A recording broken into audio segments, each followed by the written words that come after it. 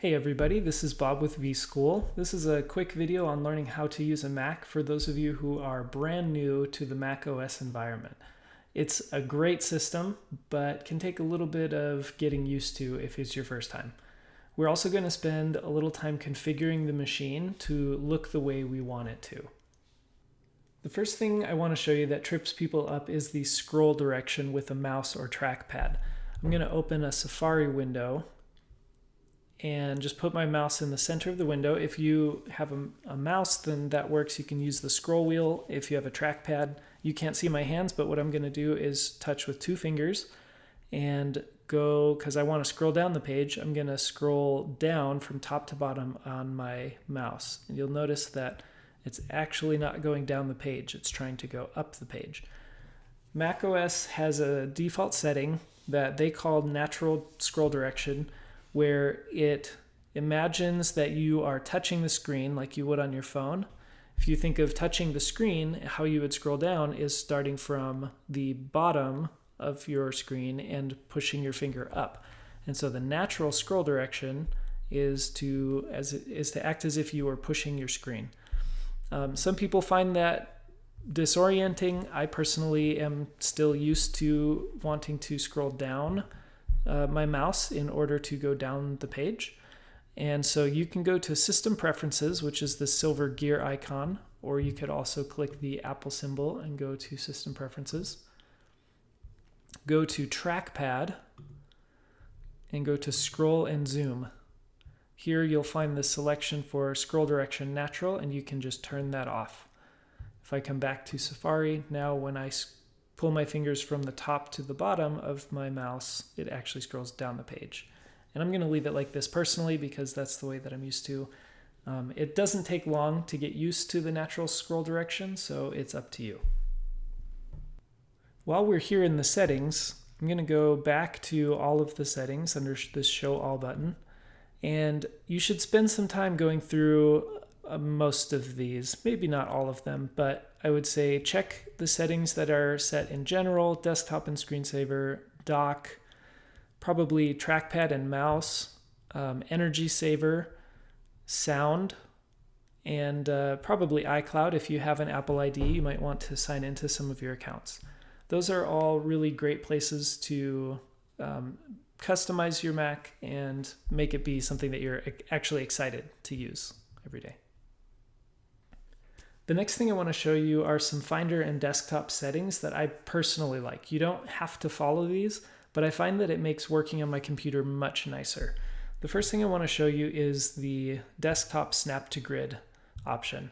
I'm going to take some screenshots here with Command-Shift-3 just to put some files on the desktop.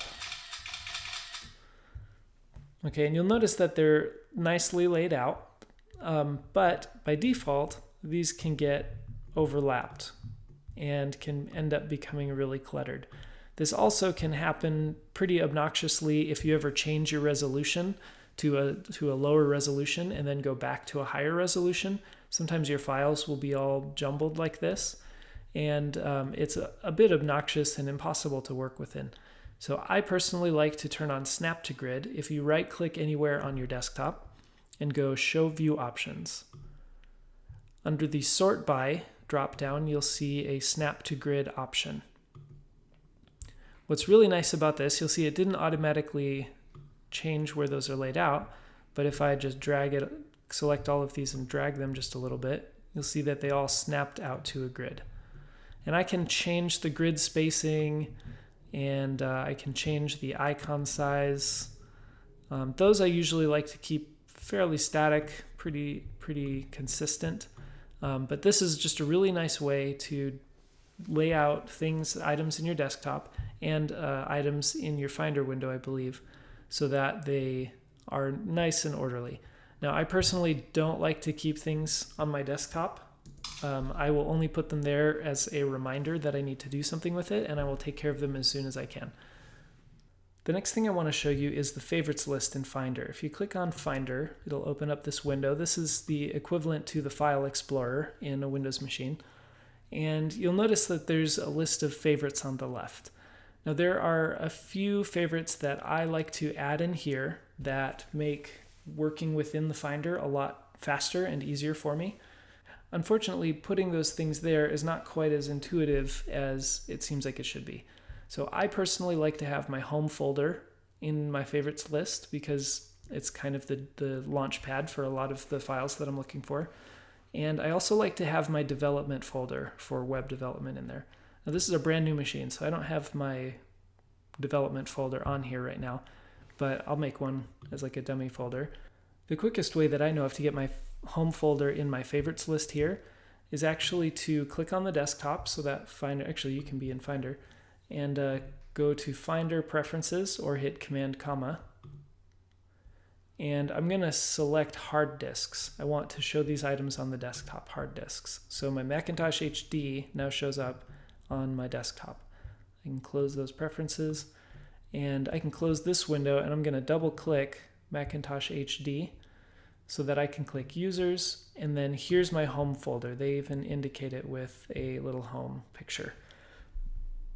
So I'm going to drag this home folder over to my favorites list until I see that bar with the circle on the left, and I'm just going to drop it there.